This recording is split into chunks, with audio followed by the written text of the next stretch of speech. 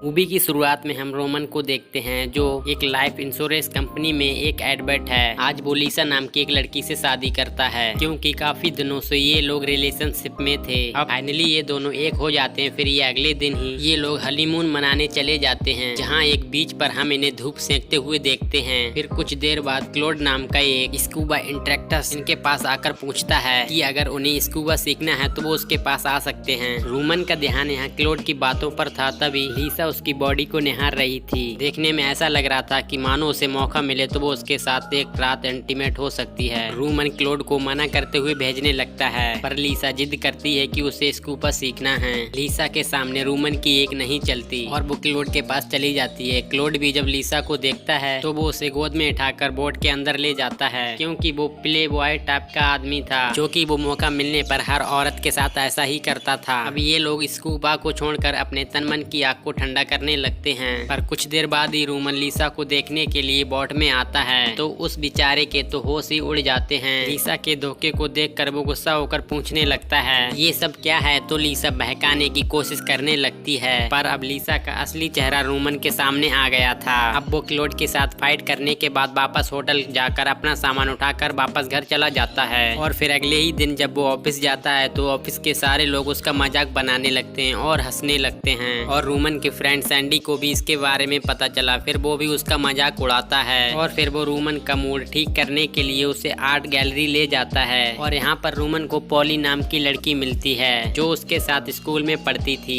अब यहाँ ये लोग कुछ देर बातें करते हैं और फिर यहाँ सैंडी बोलता है कि उसे पॉली को डेट पर जाने के लिए पूछ लेना चाहिए। वो दोनों पहले से ही एक दूसरे को जानते हैं तो दोनों की अच्छी पटेगी, क्योंकि लीसा के गम से अच्छा है कि वो आगे बढ़े और लाइफ में एंजॉय करे। रोमन भी सैंडी की बात को मानकर पॉली को कॉल लगाता है, मगर उसकी बात करने की हिम्मत नहीं होती तो वो कॉल कट कर देता है। फिर वह अगले दिन रास्ते से जाते हुए जब पॉली को मिलता है तो वो हिम्मत करके अपना कार्ड दे देता है। इसके कुछ दिन बाद पॉली रोमन को कॉल करके उसे एक रेस्टोरेंट में बुलाती है। इसके बाद से ये दोनों एक दूसरे को डेट करना शुरू कर देते हैं। पर पॉली को भी पता चल जाता है कि रोमन की वाइफ ने उसे कैसे धोखा दिया। पॉली रोमन को सिर्फ इतना बोलती है कि समय के साथ सब ठीक हो जाएगा। एक रात पॉली रोमन को एक क्लब लेकर जाती है, पर यहाँ रोमन को अच्छे से डांस न आने की वजह से पॉली एक फ्रेंड के साथ डांस करने लगती है, जिसे देख रोमन को काफी गुस्सा आता है और यहाँ से जाने लगता है। और तभी पॉली उसको भागकर रोकती है और उसे मना कर अपने घर ले जाती है, जहाँ ये लोग प्यार करते हैं। धीरे धीरे रोमन लीसा को भूलने लगता है। वो पॉली के साथ मिलकर लीसा के लाए हुए पीलों को चाकू से काट देता है। ये करते हुए रोमन को काफी अच्छा भी लगता है। पर एक दिन फिर से पॉली उसी अपने फ्रेंड के साथ डांस करने लगती है। ये देखकर रोमन सोचता है कि साला ये लड़का एक दिन पॉली को ले उड़ेगा, और फिर वो उससे